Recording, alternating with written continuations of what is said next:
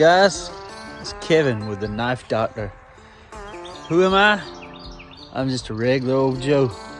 Served in the Marine Corps, combat vet here. Served in the Marine Corps for 6 years, did 2 Mediterranean floats, Desert Shield and Desert Storm. And I just love the outdoors. I have bees, chickens, dogs. I take care of them all. But I love knives. I love to repair knives.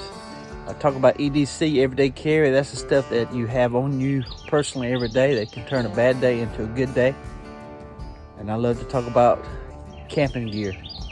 So if you like that kind of stuff, subscribe to my channel and we'll have a good time. We'll have a good time talking about knives, repairing knives, talking about camping gear and your everyday carry stuff. So y'all have a great day. I just want to introduce myself. So y'all have a great day. God bless y'all. And remember, always be like a good knife. Stay sharp. Stay sharp mentally, physically, and spiritually.